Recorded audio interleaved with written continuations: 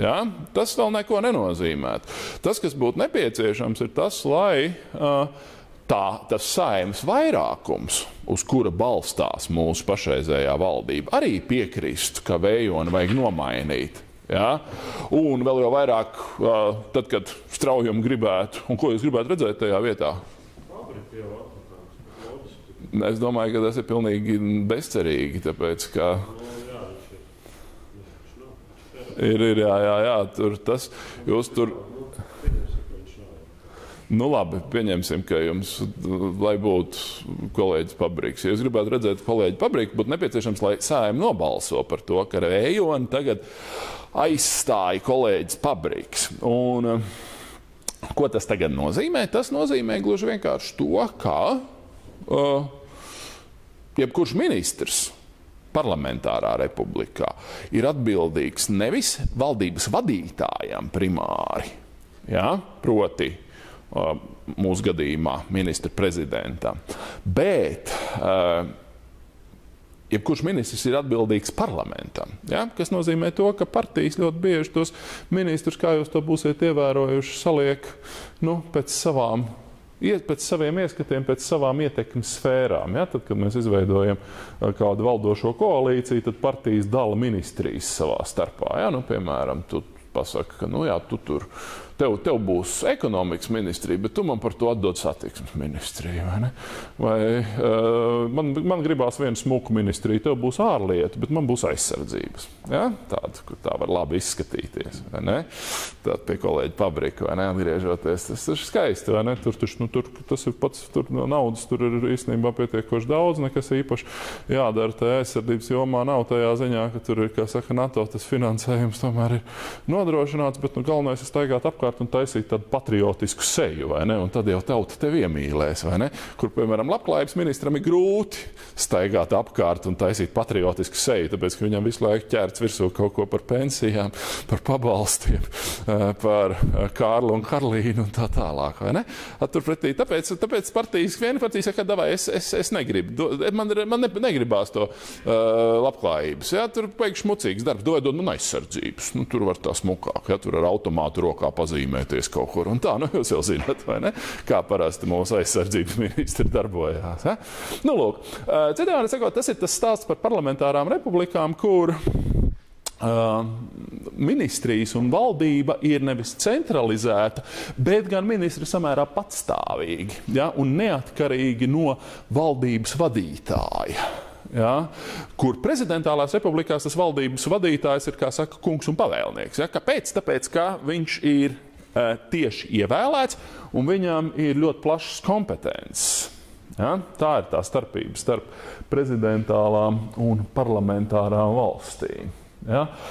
Parlamentārās sistēmās, protams, kā tā varu dalīšana ir mazāk izteikta. Atceramies to varu dalīšanas principu, kas teica, ka no likumdošanas un likuma izpildīšanas varai ir jāatrodās divās atšķirīgās rokās, divu atšķirīgu roku pāros, respektīvi tie, kas pieņem likumus paši, nedrīkst būt tie, kas viņus izpilda. Ja? Parlamentārās sistēmas ir šajā ziņā, tā varu dalīšana ir mazāk izteikta, tāpēc, ka grozi kā grib izpildu varu, protams, atrodas citu cilvēku rokās. Ja? Tajā ziņā, ka izpildu vara Saeimas spīkers vai Saeimas frakciju vadītāji nav tie, kas vada valdību. Ja? Lai gan reizēm mēdz būt arī tā, kā mēs par to Britu piemēru runājām. Ja? Bet jebkurā parlamentārā republikā, tā skaitā arī Latvijā, valdības vadītājs un valdība kopumā nāk no parlamenta, tiek no parlamenta ievēlēta. Ja? Nav kaut kādi jautājumi vai komentāri par šo te visu, ko es te esmu sarunājis.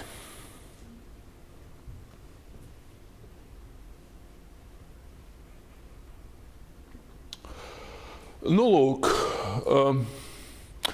kā jau mēs te to esam runājuši arī daudzos citos kontekstos. Arī attiecībā uz šīm parlamentārajām un prezidentālajām valstīm šie abi divi ir tādi, kā mēs teiktu, polāri ideāli tipi, bet lielākā daļa no reāli pastāvošajām demokrātiskajām valstīm, neteiksim, ka lielākā daļa, bet ievērojama daļa no citām demokrātiskajām valstīm ir mēģinājušas izveidot kaut kādu savu veidu starpformu, ja, starp abām divām šīm demokrātijas formām, ja, parlamentārām un prezidentālām. Ja. Klasisks piemērs šeit ir Vācu tā sistēma. Vācu sistēma ir īstenībā parlamentāra valsts. Vācija ir parlamentāra republika. Vācijā nav tieši vēlēta izpildvaras vadītāji, bet Vācu sistēma tajā ziņā ir krietni, mēs teiktu, komplicētāka, tāpēc, ka tā ir ļoti parūpējusies, ka kaut arī tas izpildvaras vadītājs nāk no parlamenta, bet viņš tomēr ir samērā neatkarīgs.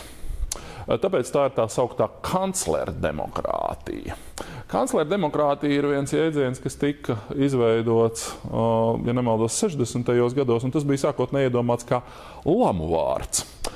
Tāpēc, ka Vācijā tajā laikā bija viens ļoti profesionāls, iecienīts un vienlaikus arī ļoti patstāvīgs kanclers, respektīvi valdības vadītājs, ja, vārdā Konrāds Adenauers, kurš tad bija lielā mērā, kā saka, kaut arī viņš nāca no parlamenta, bet viņa pozīcija bija ļoti, ļoti droša un ļoti stabila. Kāpēc? Tāpēc, ka Vācijā, kaut arī Vācija tajā ziņā ir parlamentāra republika, no tajā valdību apstiprina Bundestags, ja, respektīvi parlaments. Bet tā specifika ir tā, ka Vācijā pastāv tā sauktais konstruktīvais neusticības balsojums. Kas ir konstruktīvais neusticības balsojums? Konstruktīvais neusticības balsojums ir tas, ka parlaments nevar nogāzt valdību, vienlaikus neapstiprinot parlaments nevar nogāzt valdību un valdības vadītāju, neapstiprinot viņa vietā automātiski uzreiz kādu citu. Ja? Mēs zinām, ka Latvijas gadījumā, piemēram, līdz pat Kalvītim 2006. gadā vidējais valdības ilgums bija apmēram 14 mēneši. Pie mums vēsturiski mainījušās ir ļoti biežas valdības. Vācieši tieši tādēļ, lai izvairītos no šādas biežas valdību nomaiņas, ir parūpējušies par to, lai viņiem tur būtu, kā lai to saka, motivācija parlamenta deputātiem gāzt zemē valdības, būtu krietni mazāk, tāpēc, ka viņi zina, ka ar to pašu balsojumu, ar kuru jūs nogāžat valdību, jums ir jāapstiprina vietā kāda cita. Un, ja jūs to nedarat, tad tam kancleram, kuru jūs esat neveiksmīgi mēģinājuši nogāzt, ir tiesības rosināt parlamenta atlaišanu, ja? Kopā ar valsts prezidentu. Ja? Vēlreiz par prezidentiem runājot. Prezidenti, šis pats vārds ir diezgan maldinošs, jo kaut arī prezidents ir Latvijā, un prezidents ir Krievijā, un prezidents ir Amerikas Savienotajās valstīs, šīs figūras patiesībā politiskajā sistēmā pilda ļoti atšķirīgu lomu. Latvijā prezidenta galvenās funkcijas ir tā sauktā valsts galvas funkcija. Kas ir valsts galvas funkcija? Valsts galvas funkcija ir funkcija simboliski reprezentēt valsti. Ja? Proti, ja? Kā jau mēs to esam runājuši, ja pa durvīm šeit ienāktu cienījamais Andris Bērziņš, tad jums būtu jāceļās kājās. Nevis tāpēc, ka jūs ļoti viņu cienat vai mīlat, bet tāpēc, ka viņš simbolizē valsts tieši tāpat kā karogs un ģerbonis. Šādas valsts galvas funkcijas ir nepieciešams jebkurai sevi cienošai valstī, jo tas ir tā persona, kas ar savu personu, arī savu fizisko personu, ja, ķermeni, ja vēlaties, reprezentē valsti. Ja, un kurai piemīt noteiktas tādas no monarhijām pārņemtas funkcijas, kuras tai skaitā bauda arī Latvijas Republikas prezidents. Viena no šādām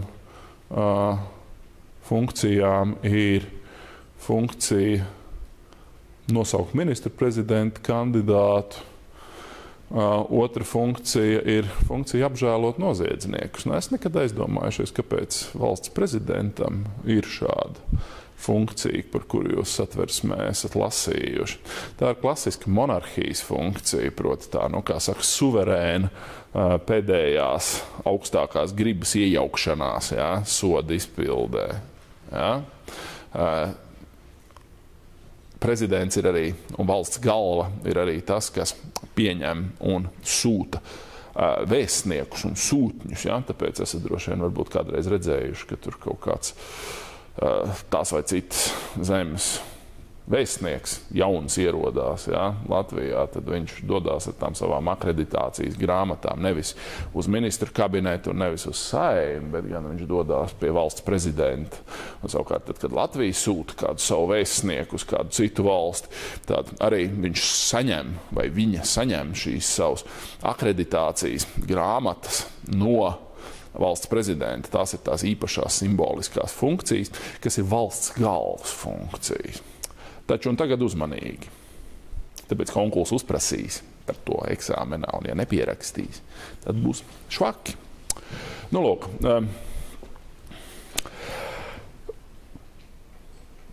prezidentālās valstīs šis tieši vēlētais prezidents visbiežāk arī pats īsteno šīs valsts galvas funkcijas.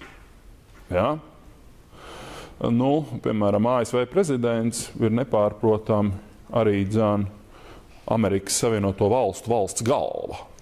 Vai ne? Tāpēc arī viņu tur ļoti mīl, un tāpēc viņš tur lido tajā Air Force One, vai ne, ar tām visām tiem iznīcinātājiem blakus un tā tālāk. Tāpēc, ka viņš ir nevis tāpēc, ka viņš ir vienkārši labs cilvēks un viņu būtu žēl zaudēt, bet gan tāpēc, ka viņš ar savu personu simbolizē valsti, vai ne? Un ir šīs valsts augstākā amatpersona. Parlamentārās valstīs šī valsts galvas funkcija ir nošķirta no izpildvaras.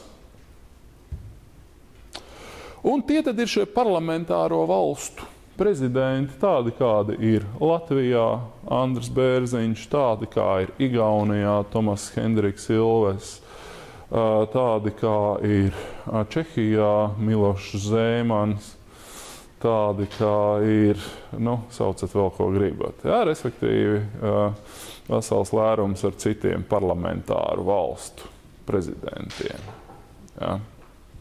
Protams, tādu problēmu nav tajās parlamentārajās valstīs, kuras ir monarhijas. Eiropā, kā jūs to zināt, joprojām ir vesela virkne ar monarhijām. Tur, protams, šīs valsts galvas funkcijas izpilda monarhs.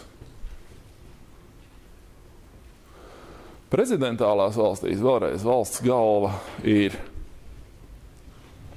šis tieši vēlētais prezidents, izpildvaras vadītājs. Monarhijās valsts vara pašsaprotam ir monarhs. Parlamentārās valstīs, kā Latvija, valsts galva ir īpaša institūcija, kura formāli pieder pie izpildvaras. Respektīvi, ja mums būtu tā jāpasaka, pie kā pieder prezidents, vai prezidents ir izpildvara, vai prezidents ir likumdevēja vara, es skaidrs, ka viņš ir drīzāk izpildvara nekā likumdevēja vara, jo likumus viņš neizdod un tā tālāk. Bet vienlaikus, viņš ir, kā saka, viņam ir atsevišķa tāda maza funkcija, pie kam Latvijas gadījumā šis valsts galva ir apveltīts arī ar samērā plašām politiskām funkcijām. Mēs zinām, ka viņš var rosināt referendumus, viņš nosauc ministra prezidenta kandidatūru, viņš var sūtīt likumus otrreizējai caurskatīšanai atpakaļ uz parlamentu un tā tālāk. Latvijā viņam ir samērā daudz politiskas funkcijas, lai gan viņa pamatfunkcija viņam tomēr ir un paliek simboliska funkcija. Tas nenozīmē, ka tas amats būtu kaut kādā ziņā mazsvarīgs. cilvēkiem patīk prezidenti, vai ne? Un tāpēc arī visi grib būt par prezidentiem. Gribat? Ko? Kad būsiet, kad jums būs 40? Kāpēc nē? Noēd dzīvus? Es domāju, ka citas premjeras noteikti daudz lielākā mērā noēd dzīvus nekā prezidentus, ne? Ko? Vairāk. Vismaz pēc reitingiem, spriežot, prezidenta reitings vienmēr ir krietni augstāks. Arī pat, teiksim, tādu varbūt nepārāk spilgtu prezidentu reitings ir krietni augstāks nekā premjera reitings, jo prezidentam jau neiznāk pieņemt nepopulārus lēmumus. Premjeri ir tie, kas parasti pieņem tos nepopulāros lēmumus. Jā, pie kam cilvēki grib būt prezidenti Latvijā, kaut arī, tas simboliskā, kaut arī prezidenta rokās lielākoties ir tieši simboliski vara. Ko prezidents var darīt? Prezidents var inicēt likumus.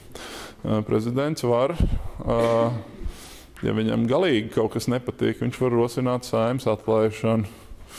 Viņš var sūtīt likumus atpakaļ uz Saeimu, bet viņš nekā tā īpaši atvērsties nevar, izvērsties nevar. Viņa kompetences ir samērā šauras. Viņa pamatkompetences ir visur būt klāt, smuki izskatīties, spiest roku, teikt runas.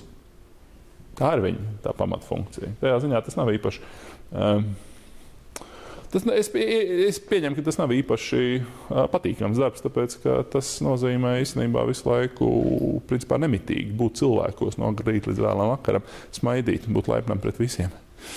Tās politiskās funkcijas un tā reālais valsts darbs prezidenta dzīvē paņem salīdzinoši nelielu viņa dzīves daļu. Tad, lūk, tas ir par parlamentāru republiku prezidentiem. Kaut kādi jautājumi.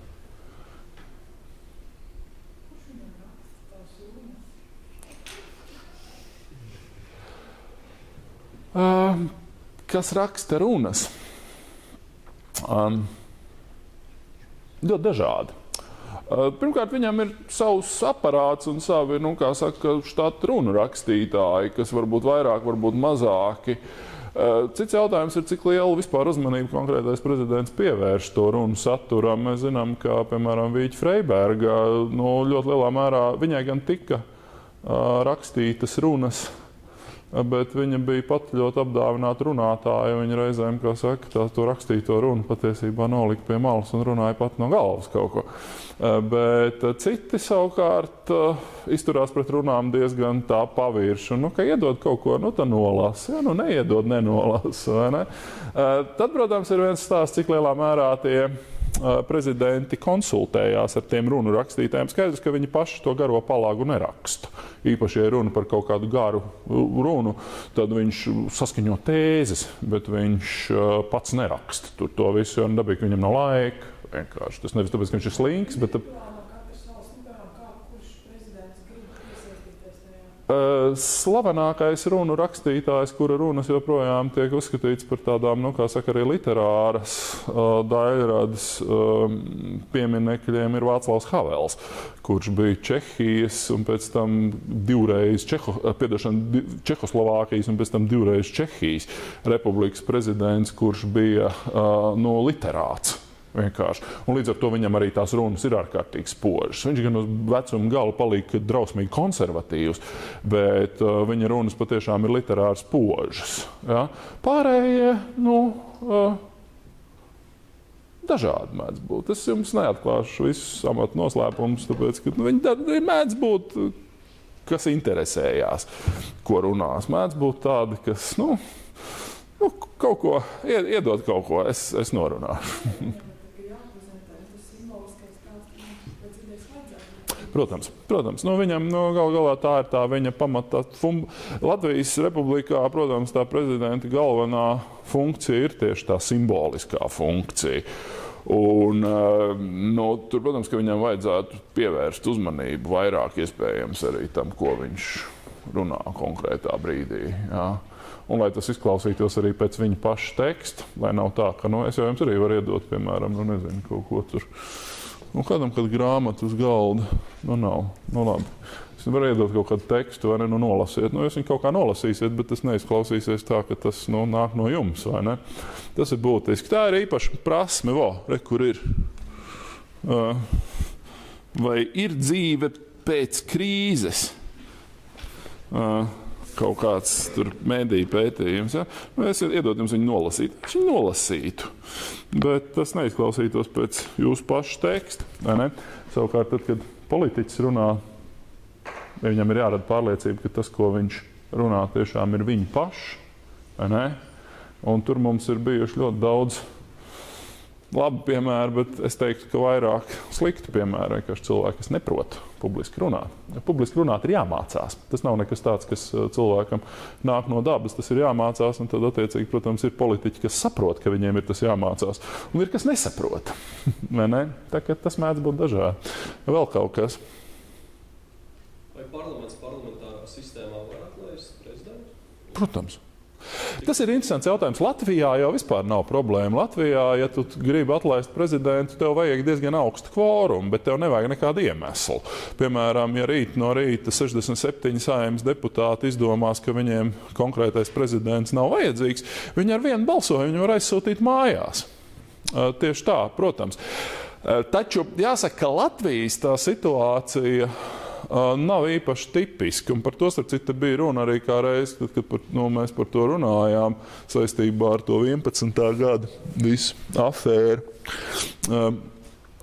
Citās valstīs ir tā, ka tas nav tik vienkārši. Citās valstīs mēdz būt arī tā, ka parlamentārās republikās ir nepieciešams kaut kā pierādīt, kas tad viņam ir vainas. Vai ne? Respektīvi, kāpēc viņam ir? Kas par lietu ir? Ko viņš ir izdarījis tādu, vai ne? Ka viņš vairs nevar būt valsts galva. Ja? Latvijā nav nekāda ierobežojuma. Latvijā joprojām, lai gan, protams, tas vēl līdz šim nav noticis. Kas ir varbūt labi. Jo pie mums mēs neesam piedzīvojuši nevienu tādu skandālu kā Lietuvā, kad parlamentam kaut kādas korupcijas dēļ ir pirms termiņa izbeigšanās jāņem nost prezidents.